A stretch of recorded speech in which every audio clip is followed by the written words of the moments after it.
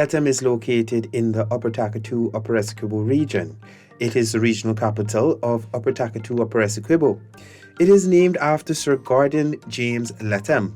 He was the governor of British Guyana from 1941 to April 12, 1947.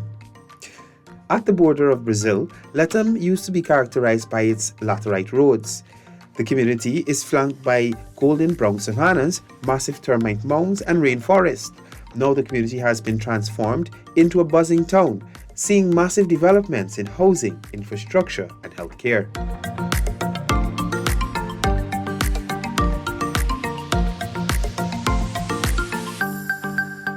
The Ministry of Housing and Water has been putting forward a very aggressive housing program. Here in Region 9 today, residents have gathered to take part in the allotment process for a brand new housing scheme about to be developed in this region.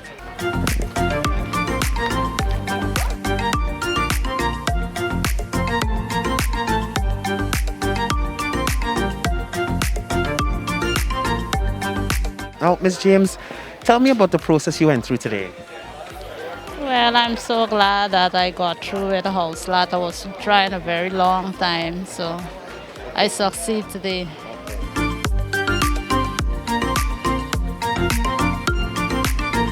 As a young mother, you're here today applying for a house lot. How does that make you feel to be able to actually acquire a house lot at such a young age? I feel very excited. I feel honored because a lot of people didn't have the opportunity to obtain a land at a young age. I feel very honored to have, at 22 years old, to have my own house lot.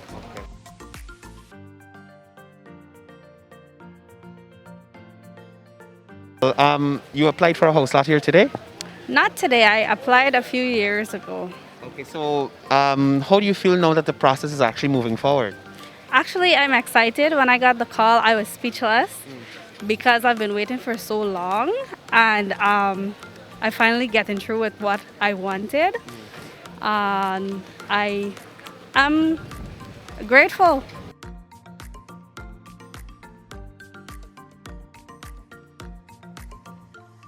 So I'm here with Morna Buckley. Now, you're here today as single parent, you're applying for a house lot. How does that make you feel? I am very grateful for this land because I've been renting on my own, and it's very hard to pay bills every month. I have to find X amount of money to pay bills, especially rent. And now that I have a land, I can go to the bank and use my title to get a loan to build my house. And my son will inherit this place. It wouldn't be for me, it would be for my son. And that's important as a parent, you know, having something to leave for the next generation.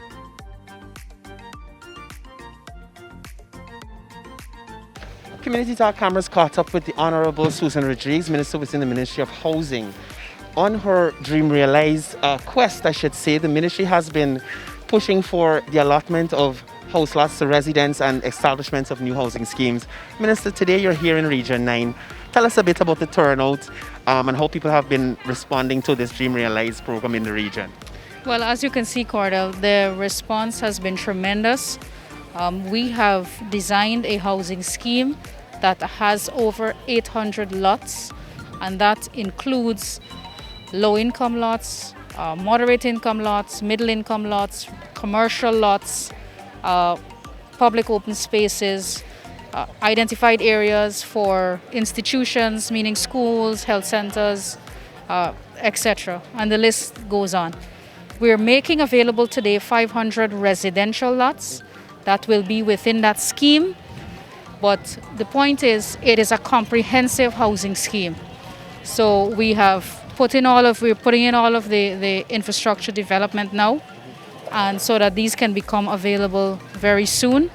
But that people will be able to take up their house lots in a scheme that has businesses, and they will have access to in the future schools and so on. They can find jobs there, and they can access the services that will be provided from the commercial lots. So it's a case where government is just not putting persons into an area with house lots. You're putting in all the infrastructure, as you said, schools and things, so persons can live, work, and enjoy that community. Right, absolutely. We want people to be able to live in a community, to be able to live in a sustainable community.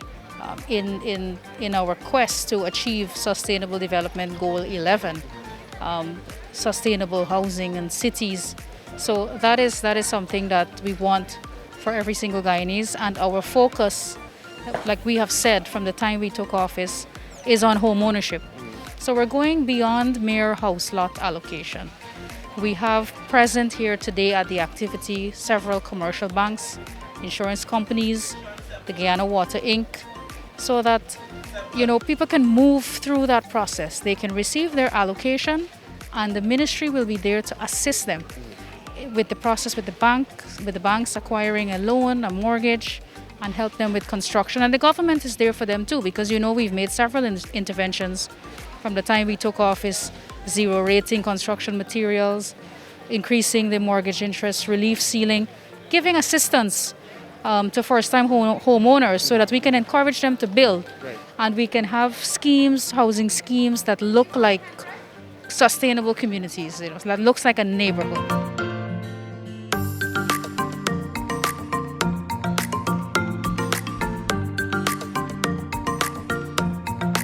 So I'm here with Adam Azir, the Clerk of Works for the Ministry of Housing and Water here in Region 9.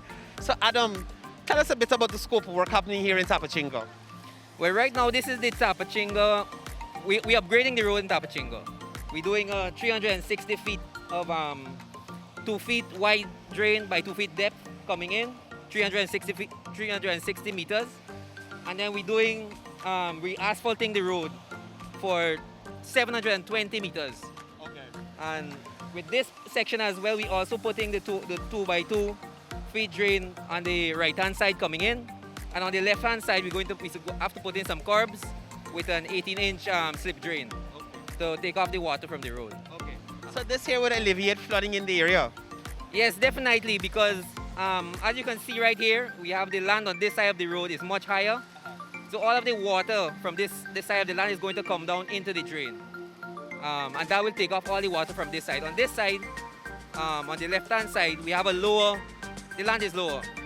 So all the water will go towards the riverside. So from here, we're only doing a slip drain to accommodate the water that's going to come off this half of the road.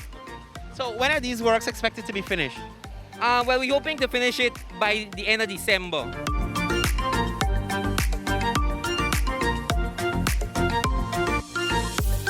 Now, you're a resident of Tapachinga. There's a lot of road works happening in that area. Tell us a bit about what the roads were like before the upgrade that is happening now. Well, the roads were terrible, very terrible. Like, we had to walk in the middle and vehicles had to drive to the end. But with the roads being done right now, I think that is a big move. That's a big upgrade. I'm very happy that they're doing that. And the roads look like it's being done great because they're having the concrete drains and everything. I think that's a big improvement.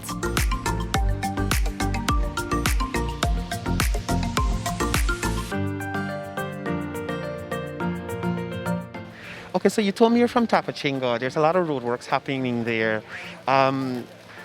As a resident, how do you feel about that? Well, it is a very, very great development and improvement to our community, knowing that for so long we had terrible roads and it wasn't pleasing. It was very uncomfortable to pedestrians. And so now with the improvement and the development and the construction of new road, I think that is very commendable. And like I always say, slow progress is better than no progress. And we're thankful for the new roads and all these things. I noticed in Tapachinga they're also putting in concrete drains to help with flooding and that kind of thing too. Right, that is one aspect, and we'll be asphalting that too. Okay. We have that to finish off, and then we have one internal road that we're going to address this year. So come next year, we continue as the funds roll out from different ministries actually. Ministry of Housing is doing that one over there. So, you know, we are heading in the right direction. Our plan is to have, you know, I was telling them by the time I leave in the next 4 years, I must have most of the connections to the villages by roadway. Either rain or sun, we must be able to get into those villages. That is my aim.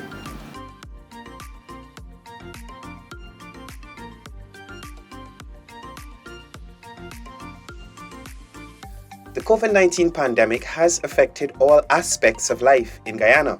Here in Lethem, at the border with Brazil, government has taken a phased reopening process, allowing for the back and forth of cars, vehicles, and even commercial vehicles.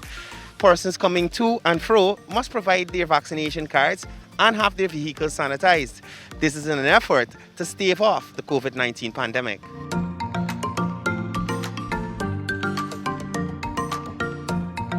What do you think about the border being reopened? Well, we was waiting this for a very long time, you understand, because we almost grew up between these two borders and we need to live between one country and the next country, you understand? What we don't get here, we get over there. What we don't get over there, we get over here. Okay. You understand? Okay. So you appreciate the Yeah, we spraying appreciate. and Yes, stuff yes, for the yes, COVID yes, measures? yes. That is very good, right? Very good.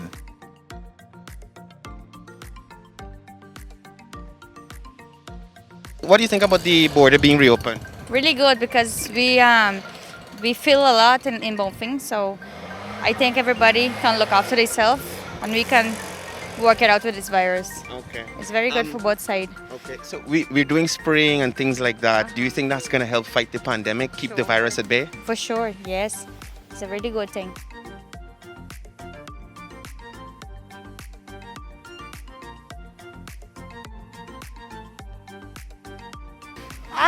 I don't see nothing wrong with the border opening because we airport open, plane coming in and they got more countries coming in through there than we. Here is like me, I live in Hawaii. I don't get a car. You understand? Now? I don't got to tongue once in a while. So I feel that it's a good thing. At least for the people that live in here, right? Children going to school. And for me, for get medical attention, I have to come to Lethem. And if the border closed, I can dead over there, right? Because they ain't going to look after me. The guys the guy needs.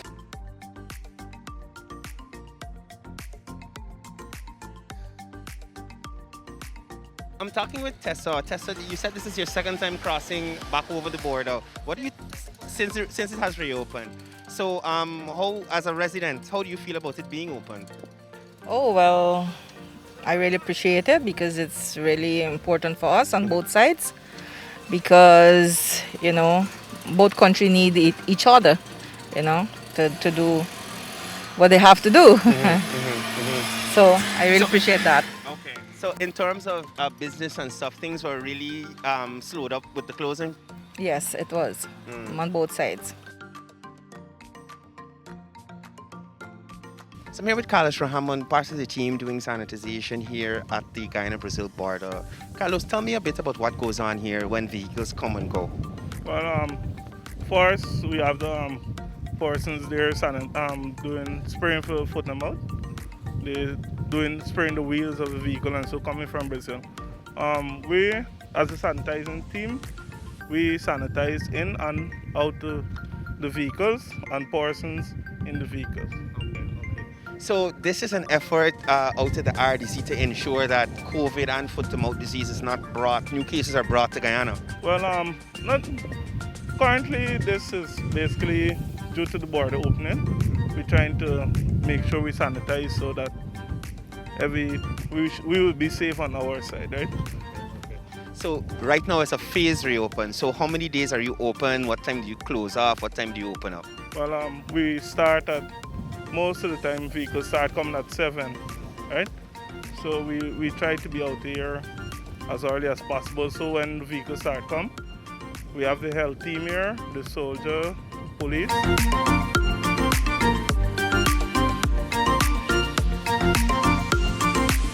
How has the region been dealing with COVID-19 since the reopening of the border? Has there been any increases or anything of the sort? Notice of any of the variants or anything? All right, interesting question. We would have seen we had our pretty much difficult periods during the COVID-19 pandemic, whereby there were many villages, which was considered a hotspot or basically having community spread. And with a team that was very much overwhelmed with the response or the necessity or need to respond to these crises, we can yet say that they would have done an excellent job to ensure that all persons, once reach out, we would be able to attend to. We would have our days whereby COVID-19 was basically, in terms of active cases, way over 200 active cases.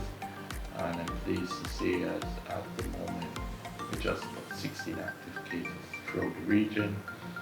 Yes, we have 23 deaths during that period. And we say that's 23 too much deaths. I guess that subsequently we would have had a lot of initiative in terms of the sensitization and with the work of the RDC, who was very instrumental, I must say. The contribution of REO, regional chairman, the mayor, Lethem, and all the other agencies, governments, we would have worked, notwithstanding the law enforcement, who would have helped to provide that safe environment by enforcing the COVID-19 protocol. We would have seen a drastic reduction in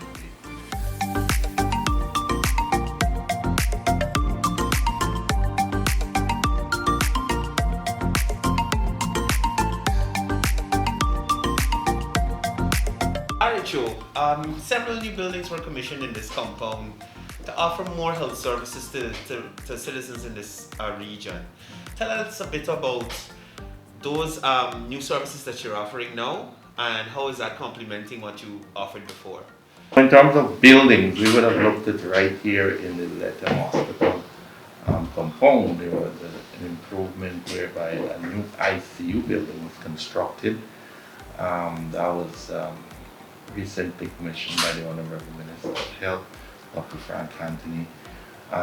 Additionally, we had a new staff quarters located for 3 apartments. That also was recently been done in terms of the commissioning ceremony.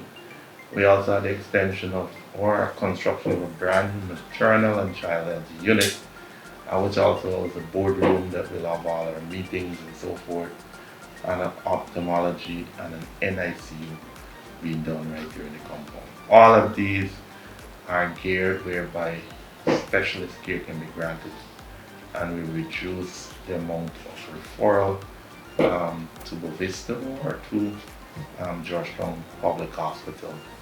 The whole plan is that persons can have their requisite surgical and other clinical procedures done here as the main one, and they can be of no cost to themselves or to their family, and all will be done and thanks to the initiative of the government of Guyana, who has been very instrumental in to make this possible. In 2020, the Guyana Energy Agency, Farfen and Mendes Limited, and Soventic Caribbean CRL signed a $1 billion agreement to construct solar voltaic farms at Bartica, Region 7, and Lethem, Region 9. This agreement entailed the execution of the engineering, procurement, construction, and installation and commissioning of the power plants, which includes battery energy storage systems for the hinterland, especially Bartica and Lethem.